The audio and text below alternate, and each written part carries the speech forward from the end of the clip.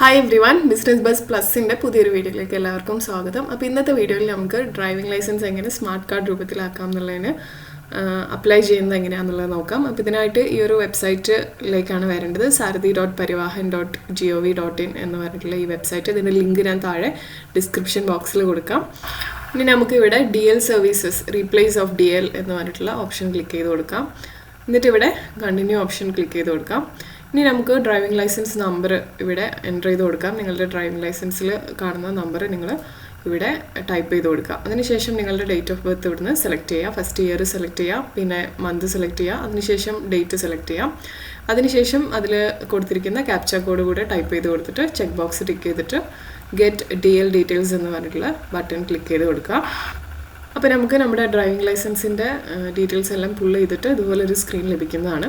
അപ്പോൾ ഇവിടെ നമുക്ക് താഴെ ഡീറ്റെയിൽസ് എല്ലാം നിങ്ങളുടെ ഡ്രൈവിംഗ് ലൈസൻസ് ഡീറ്റെയിൽസ് എല്ലാം കറക്റ്റ് ആണെന്ന് ഉറപ്പ് വരുത്തിയതിന് ശേഷം യെസ് എന്ന ഓപ്ഷൻ സെലക്ട് ചെയ്ത് കൊടുക്കാം. അതിനുശേഷം ഇവിടെ category of the driving licence holder ചോദിക്കുന്നുണ്ട്. അപ്പോൾ നിങ്ങൾക്ക് അപ്രോപ്രിയേറ്റ് ആയിട്ടുള്ള കാറ്റഗറി ഇവിടുന്ന് സെലക്ട് ചെയ്യാവുന്നതാണ്. അപ്പോൾ ഞാനിവിടെ ജനറലാണ് സെലക്ട് ചെയ്യുന്നത്. നമ്മളൊക്കെ അധികം പേരും ജനറൽ തന്നെ ആയിരിക്കും. പിന്നെ നിങ്ങൾ എക്സ് സർവീസ്മെൻ അങ്ങനെയാണെന്നുണ്ടെങ്കിൽ അതിനനുസരിച്ചിട്ടുള്ള ഓപ്ഷൻസ് സെലക്ട് ചെയ്യാം.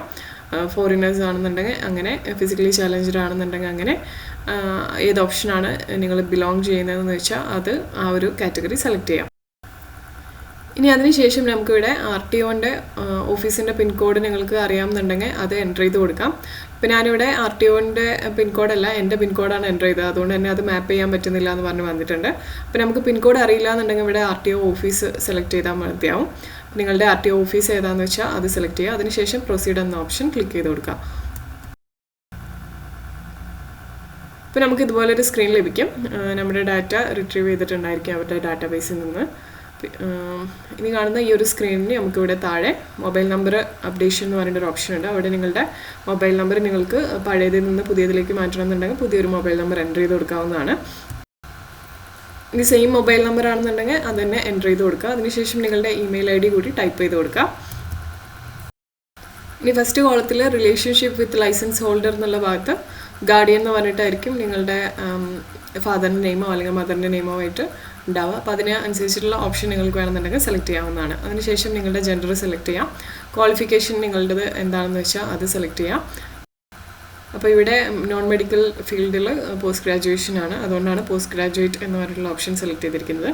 ഇനി എംപ്ലോയർ കാറ്റഗറി നിങ്ങൾക്ക് അതിനനുസരിച്ചിട്ടുള്ളത് സെലക്ട് ചെയ്യാവുന്നതാണ്. അപ്പോൾ ഇത് നോട്ട് അപ്ലിക്കബിൾ ആണ്.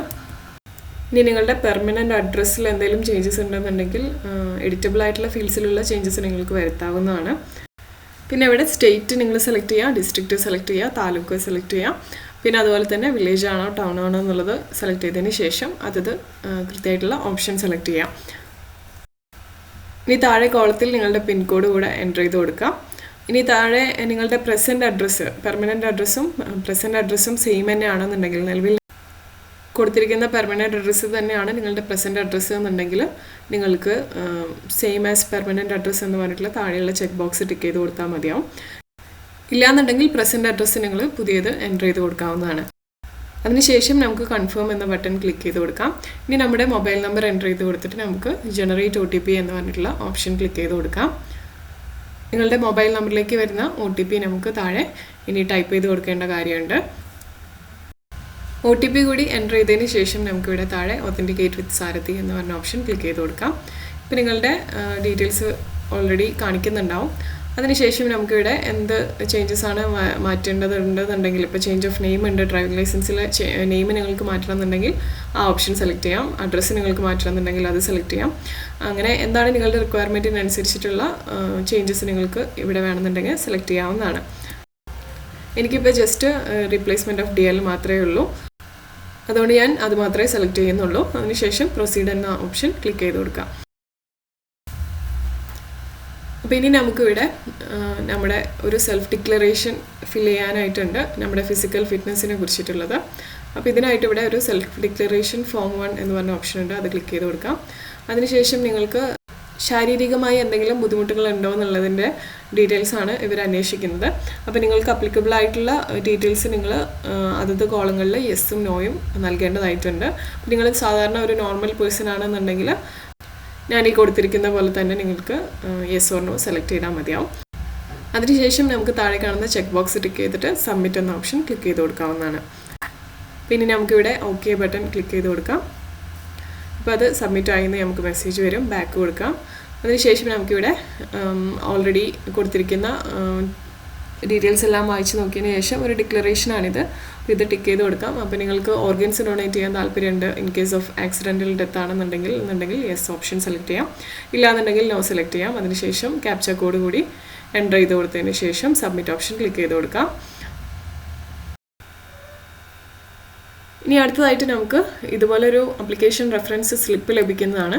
ഇനി നമുക്ക് വേണമെന്നുണ്ടെങ്കിൽ ഇവിടെ പ്രിൻ്റ് അക്നോളജ്മെൻറ്റ് ഓപ്ഷൻ ഉണ്ട്, അത് നിങ്ങൾക്ക് സേവ് ചെയ്ത് വെക്കാവുന്നതാണ്. ഡീറ്റെയിൽസ് വേണമെന്നുണ്ടെങ്കിൽ അത് നിങ്ങൾക്ക് സേവ് ചെയ്ത് വെക്കാനായിട്ടും വേണ്ടി മാത്രം. ഇനി ഇവിടെ നെക്സ്റ്റ് ഓപ്ഷൻ ഉണ്ട്, അത് സെലക്ട് ചെയ്യാം. നമ്മുടെ അപ്ലിക്കേഷൻ ഇതുവരെ പൂർണ്ണമായിട്ടില്ല. അപ്ലിക്കേഷൻ നമ്പർ കൊടുത്തതിന് ശേഷം നമുക്ക് ഒന്നുകൂടി ഡേറ്റ് ഓഫ് ബർത്ത് കൂടി എൻ്റർ ചെയ്ത് ക്യാപ്ച കോഡ് ടൈപ്പ് ചെയ്തിട്ട് ഒന്നുകൂടി പ്രൊസീഡ് ചെയ്യാം. അപ്പോൾ സബ്മിറ്റ് ഓപ്ഷൻ ക്ലിക്ക് ചെയ്ത് കൊടുക്കാം. അപ്പോൾ ഇവിടെ താഴേക്ക് നോക്കിക്കഴിഞ്ഞാൽ നമുക്ക് 4 ഓപ്ഷൻസ് കാണാൻ വേണ്ടി പറ്റും. ഇതിൽ 4 ആദ്യത്തെ സർവീസസ് ഓൺ DL ആണ്, ഏതൊക്കെ സർവീസസ് നിങ്ങൾക്ക് വേണമെന്നുള്ളത്. പിന്നെ അതിനുശേഷം അപ്ലോഡ് ഡോക്യുമെൻറ്റ്സ് ആണ്, അത് പെൻഡിങ് ആണ്. നമുക്ക് ഡ്രൈവിംഗ് ലൈസൻസിൻ്റെ ഡീറ്റെയിൽസ് ഇനി സബ്മിറ്റ് ചെയ്ത് കൊടുക്കേണ്ടതായിട്ടുണ്ട്, നിലവിലത്തെ ഡ്രൈവിംഗ് ലൈസൻസിൻ്റെ. പിന്നെ അതിനുശേഷം ഇവിടെ നിങ്ങൾക്ക് അപ്ലോഡ് ഫോട്ടോ ആൻഡ് സിഗ്നേച്ചർ എന്ന ഓപ്ഷനിൽ എക്സെപ്റ്റഡ് എന്ന് എഴുതി കാണിക്കുന്നത് കാണാം. അപ്പോൾ നിലവിൽ ഇത് എങ്ങനെയാണെന്ന് വെച്ച് കഴിഞ്ഞാൽ റീസെൻ്റ് ആയിട്ട് ഒരു 2016-17 ആ ഒരു സമയം കൊണ്ട് നിങ്ങൾ എടുത്തിരിക്കുന്ന ഡ്രൈവിംഗ് ലൈസൻസ് ആണെന്നുണ്ടെങ്കിൽ, പുതിയ ഡ്രൈവിംഗ് ലൈസൻസ് ഒക്കെ ആണെന്നുണ്ടെങ്കിൽ ഇതുപോലെ നിങ്ങൾക്ക് എക്സെപ്റ്റഡ് എന്ന് പറഞ്ഞ് കാണിക്കും. ഇല്ല കുറച്ച് പഴകിയതാണെന്നുണ്ടെങ്കിൽ നിങ്ങൾക്ക് നിങ്ങളുടെ പുതിയ ഫോട്ടോഗ്രാഫ് സൈനും കൂടെ അപ്ലോഡ് ചെയ്ത് കൊടുക്കേണ്ടതായിട്ടുണ്ട്.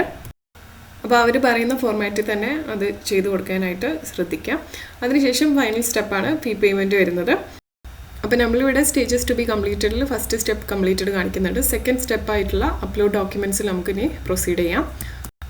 അതിനായിട്ട് പ്രൊസീഡ് ബട്ടൺ നമുക്ക് ക്ലിക്ക് ചെയ്ത് കൊടുക്കാം. അപ്പോൾ ഇനി നമുക്കിവിടെ ഡീറ്റെയിൽസ് എല്ലാം ഓക്കെയാണ്, ഓക്കെ ക്ലിക്ക് ചെയ്ത് കൊടുക്കാം. ഇനി നമുക്കിവിടെ നമ്മുടെ റിക്വയർഡ് ഡോക്യുമെൻറ്റ്സിൽ ഡ്രൈവിംഗ് ലൈസൻസ് ആണ് അപ്ലോഡ് ചെയ്ത് കൊടുക്കേണ്ടത്. അപ്പോൾ നമുക്ക് ഡോക്യുമെൻറ്റ്സിൽ ഡ്രൈവിംഗ് ലൈസൻസ് സെലക്ട് ചെയ്യാം, പ്രൂഫിൽ ഡ്രൈവിംഗ് ലൈസൻസ് സെലക്ട് ചെയ്യാം. അതിനുശേഷം നിങ്ങളുടെ ഡ്രൈവിംഗ് ലൈസൻസ് അപ്ലോഡ് ചെയ്ത് കൊടുക്കാം. ഇത് കൊടുത്തിരിക്കുന്ന മറ്റ് details document number, issued by, issue date, contact number ഇതൊന്നും നൽകേണ്ട ആവശ്യമില്ല. ഡോക്യുമെൻറ്റ് നിങ്ങൾ ചൂസ് ഫയൽ സെലക്ട് ചെയ്തതിന് ശേഷം അറ്റാച്ച്മെൻറ്റ് സെലക്ട് ചെയ്ത് അപ്ലോഡ് എന്ന ഓപ്ഷൻ ക്ലിക്ക് ചെയ്ത് കൊടുക്കാം. മാക്സിമം ഫയൽ സൈസ് 500 KB മുകളിൽ പോകാനായിട്ട് പാടില്ല. അപ്പോൾ നമ്മുടെ അറ്റാച്ച്മെൻറ്റ് സെലക്ട് ചെയ്തതിന് ശേഷം നമുക്ക് അപ്ലോഡ് എന്ന ഓപ്ഷൻ ക്ലിക്ക് ചെയ്ത് കൊടുക്കാം. അതിനുശേഷം കൺഫേം ഓപ്ഷൻ ക്ലിക്ക് ചെയ്ത് കൊടുക്കാം. ഇനി നമുക്കിവിടെ നെക്സ്റ്റ് ഓപ്ഷൻ ക്ലിക്ക് ചെയ്ത് കൊടുക്കാം. ഇനി നമുക്കിവിടെ ഫീ പേയ്മെൻറ്റ് ഓപ്ഷനിൽ പ്രൊസീഡ് കൊടുക്കാം. ഇനി ഇവിടെ എത്ര എമൗണ്ടാണ് നമുക്ക് പേ ചെയ്യേണ്ടി വരിക എന്നുള്ളത് അവർ കാണിക്കുന്നതാണ്. അതിനുശേഷം നമുക്ക് നമ്മുടെ ബാങ്ക് അല്ലെങ്കിൽ ഗേറ്റ് വേ അല്ലെങ്കിൽ ട്രഷറി എന്ന് പറഞ്ഞ ഓപ്ഷനിൽ കേരള ന്യൂ ഇ ട്രഷറി എന്ന് പറഞ്ഞ ഓപ്ഷൻ ക്ലിക്ക് ചെയ്ത് കൊടുക്കാം. അതിനുശേഷം ഇവിടെ കാണുന്ന ക്യാപ്ച കോഡ് ഇവിടെ എൻ്റർ ചെയ്ത് കൊടുക്കാം. ഇനി നമുക്കിവിടെ പേ നൗ ഓപ്ഷൻ ക്ലിക്ക് ചെയ്ത് കൊടുക്കാം. ഇനി ഇവിടെ ചെക്ക് ബോക്സ് ക്ലിക്ക് ചെയ്തതിന് ശേഷം പ്രൊസീഡ് ഫോർ പേയ്മെൻറ്റ് എന്ന ഓപ്ഷൻ ക്ലിക്ക് ചെയ്ത് കൊടുക്കാം. ഇനി നിങ്ങളുടെ പ്രിഫേർഡ് പേയ്മെൻറ്റ് മെത്തേഡ് ഉപയോഗിച്ചുകൊണ്ട് നിങ്ങൾക്ക് ഇതിൻ്റെ പേയ്മെൻറ്റ് ചെയ്യാവുന്നതാണ്. ഞാനിവിടെ നെറ്റ് ബാങ്കിങ് ഉപയോഗിച്ചുകൊണ്ടാണ് ചെയ്യുന്നത്. ഇവിടെ നിങ്ങൾ കാണുന്ന പോലെ തന്നെ പേയ്മെൻറ്റ് സക്സസ്ഫുൾ ആയിട്ടുണ്ട്. നിങ്ങൾക്കൊരു റിസിപ്റ്റ് വേണമെന്നുണ്ടെങ്കിൽ ഇവിടെ ക്ലിക്ക് ചെയ്യുന്ന പറഞ്ഞിട്ടുള്ള ഓപ്ഷനിൽ ക്ലിക്ക് ചെയ്തിട്ട് ആ ഒരു റിസിപ്റ്റ് കാണാവുന്നതാണ്, അത് പ്രിൻ്റ് എടുക്കാവുന്നതാണ് വേണമെന്നുണ്ടെങ്കിൽ. അപ്പോൾ ഇങ്ങനെയാണ് സ്മാർട്ട് കാർഡിന് വേണ്ടി അപേക്ഷിക്കുന്നത്. അപ്പോൾ ഞാനിവിടെ അപ്ലൈ ചെയ്തിട്ട് എനിക്കൊരു ഏകദേശം 1 മാസത്തോളം സമയമെടുത്തു അത് ഡെലിവർ ആവാനായിട്ട്.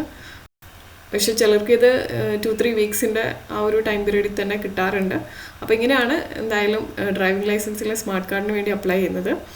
അപ്പോൾ ഈ വീഡിയോ നിങ്ങൾക്ക് ഹെൽപ്ഫുൾ ആയെന്ന് വിചാരിക്കുന്നു. കൂടുതൽ നല്ല വീഡിയോസിനായിട്ട് ചാനലിനെയും സബ്സ്ക്രൈബ് ചെയ്തിട്ടില്ല എന്നുണ്ടെങ്കിൽ സബ്സ്ക്രൈബ് ചെയ്യുന്ന കാര്യം പരിഗണിക്കുക. Thank you for watching.